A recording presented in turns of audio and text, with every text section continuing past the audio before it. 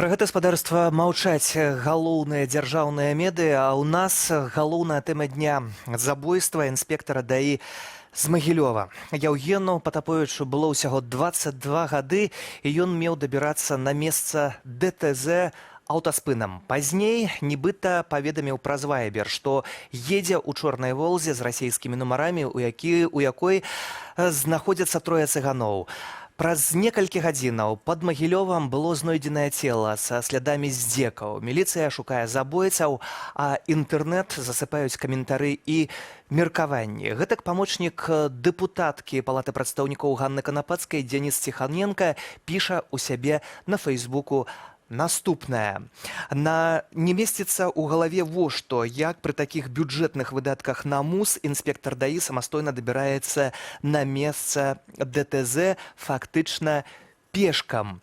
Памочнік дэпутаткі узгадвае гісторыю, калі ягоны таварыш прасіў яго быць панятым па адной справе, ды потым вёз затрыманага ў Раус на тралейбусе, але пры гэтым на палітычных акцыях шмат тэхнікі бароняць і статую гарадавога. Дзяніс Ціханенка гаворыць, што міністр Шуневіч толькі за гэта, цытата, павінен сысці ў адстаўку.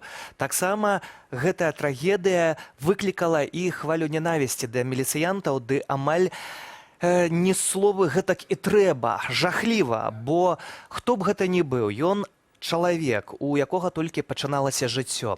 Гэтак вядомы палітык Анатоль Лябедзька піша: «Сон розуму.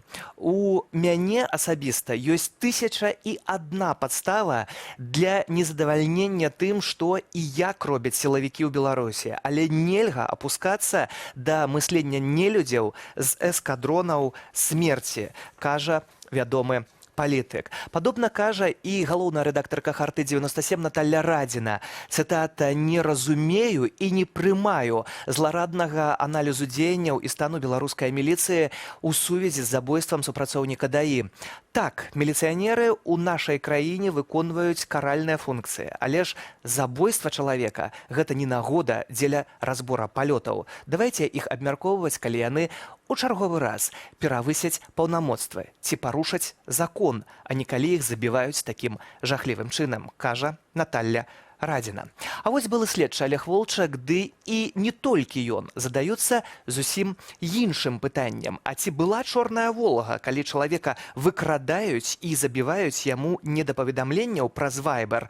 Не выключана, што чорная Волга – хлуслівы след. Сапраўды, Волга прыкметная аўта, таксама шмат пытанняў што да працэдураў даезду супрацоўніка ДАІ. А ў Магілёве масава затрымалі мужчынаў-цыганоў, і ці гэтак павінна дзейнічаць міліцыя ў гэтай сітуацыі? Такія пытанні скіруем ужо праз момант да нашых экспертаў.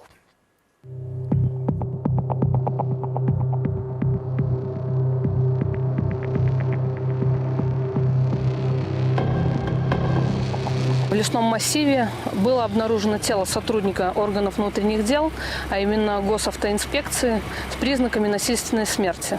Возбуждено уголовное дело по статье 362 Уголовного кодекса Республики Беларусь «Убийство сотрудника органов внутренних дел». Проводится осмотр места происшествия, а также иные неотложные следственные действия и оперативно-розыскные мероприятия. Ход расследования уголовного дела взят на личный контроль председателем Следственного комитета Иваном Наскевичем.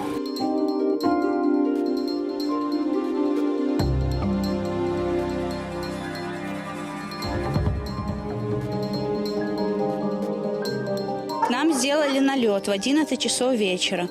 Они были с автоматами, и трое были сотрудников, они были в форме, конечно, но без автоматов. Они зашли в дом, они ничего не спрашивали, они сразу пошли по комнатам смотреть и спрашивать, либо есть у нас кто-то чужой в доме.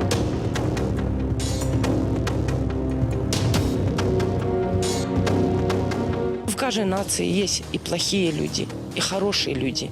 Это не нация плохая, это люди плохие. Есть такие, которые люди плохие. И вот это вот творят. Это просто нечисть. Но зачем карать тех людей, которые к этому не причастны?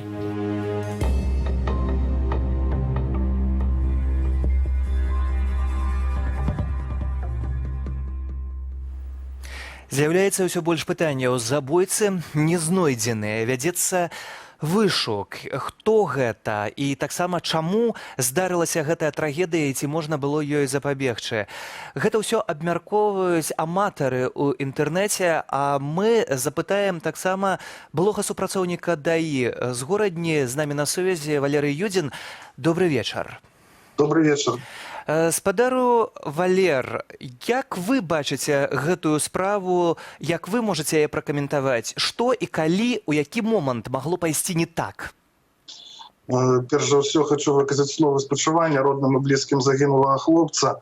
Ось, што пайсці магло не так, я зараз не магу гэта казаць, але па сутнасці інспектор ДАІ гэта той же самы участковы інспектор, толькі на дарозе. Спектр ягоных паўнамоцтваў вельмі вялікі, ён і рэгулюе дарожны рух, і ахоўвае грамадскі парадак, і афармляе ДТЗ, шмат чаго яшчэ робіць. Пры маім часе у нас не было выпадкаў, калі ў нарад выходзілі па аднаму супрацоўніку, нават днём працавалі з напарнікамі. Выключэннем маглі быць нейкія святочныя мерапрыемствы, калі кожны супрацоўнік адказваў непасрэдна за свой участак. Але падчас дзяжурства заўжды могуць здарыцца форс-мажорныя абставіны. Напрыклад, прыехалі на ДТЗ, афармленне яго можа заняць нават і гадзіну. У гэты час недзе побач яшчэ адно ДТЗ, а вольнага нараду няма. У такім выпадку адзін супрацоўнік застаецца афармляць, другі рухаецца на іншыя здарэнні. Гэта можа быць такое. Пэўна інструкцыя, як дабірацца ў дадзеным выпадку, на той час я не памятаю. Можна пешам, можна на грамадскім транспарце, можна спыніць падарожны транспарт і дамовіцца з кіроўцам, каб падвёз. Гэта ўсё супрацоўнік ДАІ вырашае ўжо на месцы і з абставінамі, якія існуюць на дадзены час. Таму, што казаць пра гэты выпадак, я думаю, што нейкае было здарэнне, і яго вызвалі туды, і ён вырашыў ехаць на падарожным транспарце, спыніў машыну і дамовіўся з кіроўцам. Вось так было. То бок, атрымліваецца, што пешая так званая практыка досыць распаўсюджаная з'ява, але ці вось тут гэты момант мне хацелася б удакладніць.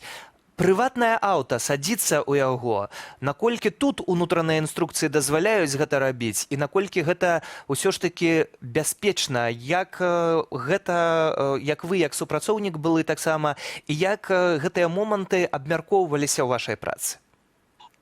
Справа ў тым, што ёсць, не ведаю як зараз, раней былі нарматывы, і трэба было, напрыклад, калі здараецца ДТЗ, то туды трэба, каб прыехаў нарад за 10 хвілінаў раней было, не ведаю як зараз. Вось. І ў дадзеным выпадку, калі няма вольных нарадаў, то тое, што я разумею, што у іншых выпадках і небяспечна садзіцца, але ж супрацоўнік мае пры сабе табельную зброю, ён сам вырашае, бяспечна гэта ці небяспечна, калі ён прыпыняе падарожны транспарт і бачыць, што нават у машыне сядзяць там трое чалавек, якія могуць быць, прынесці яму небяспеку, то яго рашэнне тут сядаць туды ці не. Гэта ўжо... такіх забаронаў на той момант, калі я працаваў, не існавала. То бишь можна было ехаць на падарожным транспарце. То бок тут вы не бачыце ніякіх сістэмных праблемаў ці парушэнняў ніякіх? Хутчэй, кожны мог трапіць у гэтую сітуацыю, бо патрапіў на злачынцаў. Так і ёсць. Вось глядзіце самі, напрыклад, участковыя інспектары міліцыі таксама працуюць кожны час, і яны ходзяць і па хатах, і в тым ліку і па аднаму працуюць.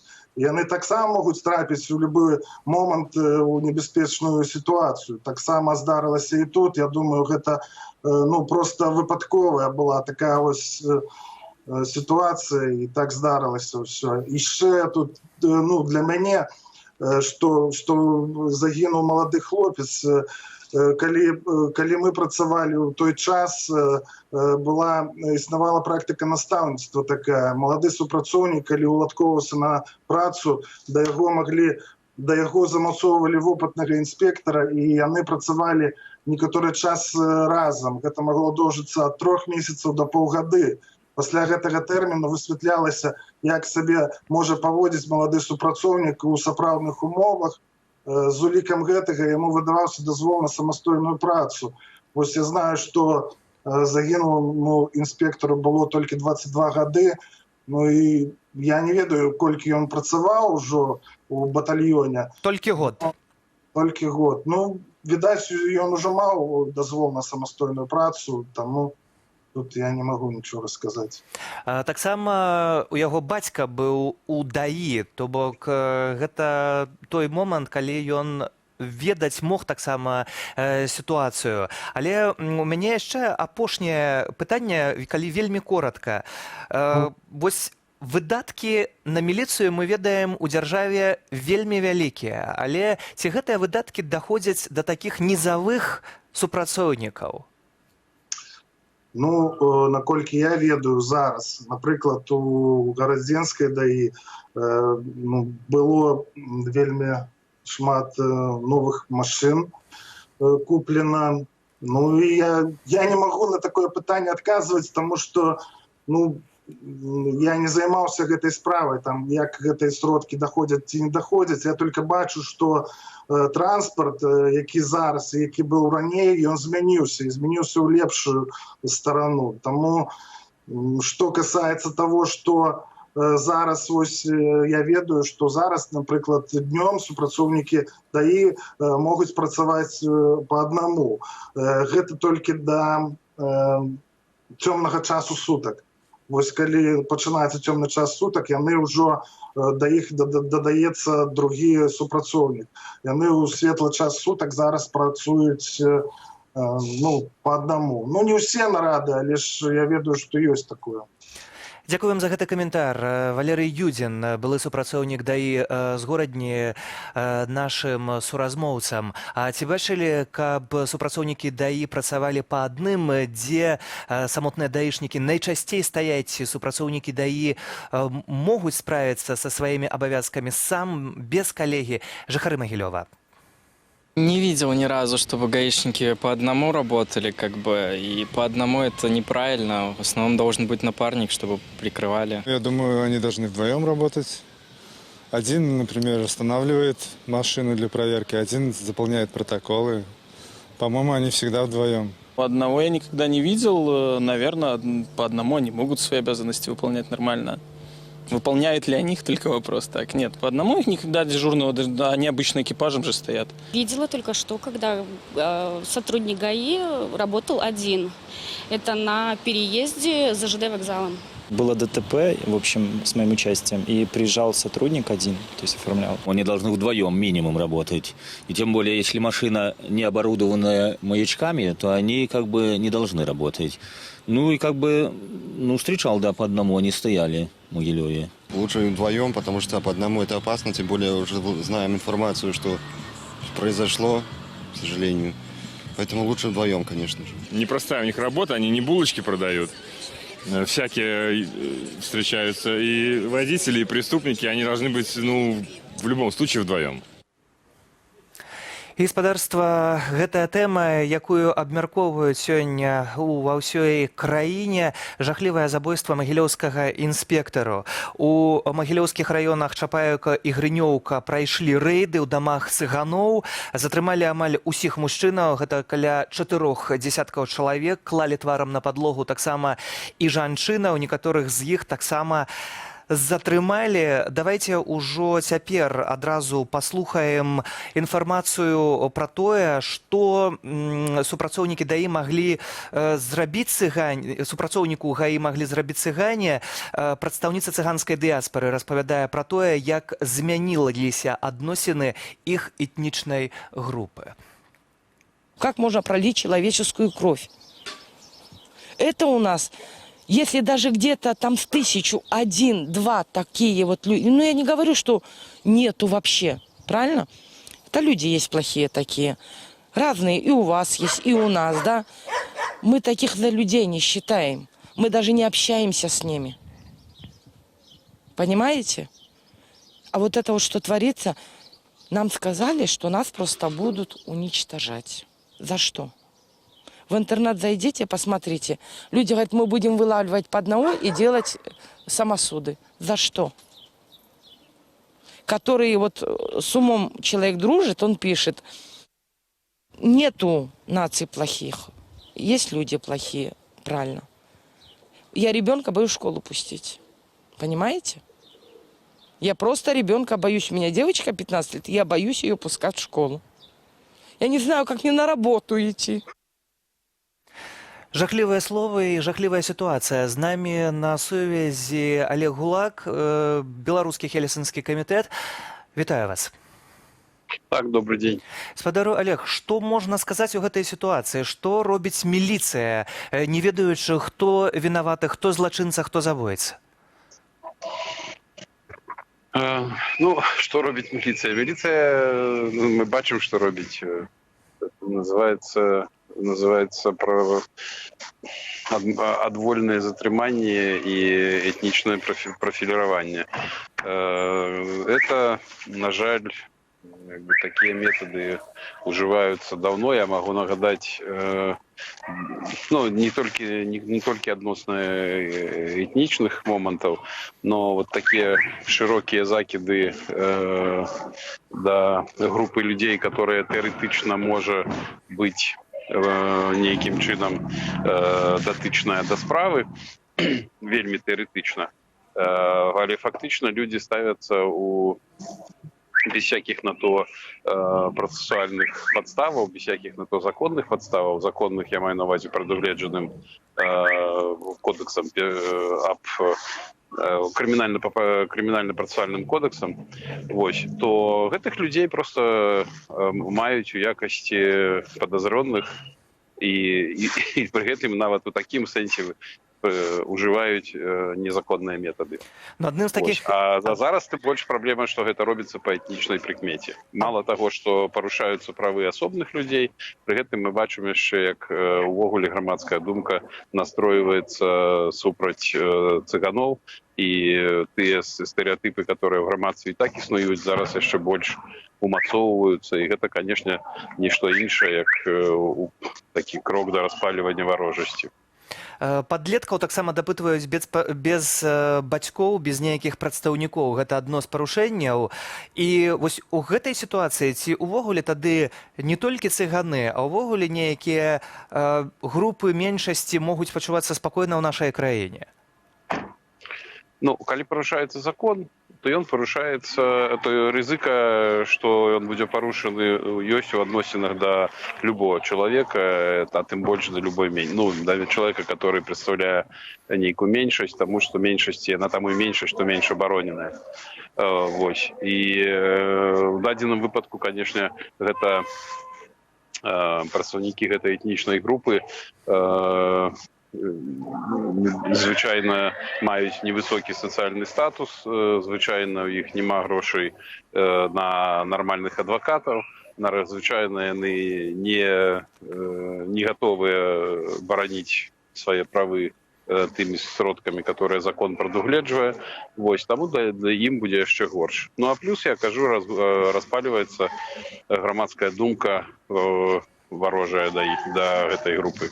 Хаця дзяржава і міліцыя павінны бараніць усіх людзей і ўсіх грамадзянаў. Дзякую вам за гэты каментар.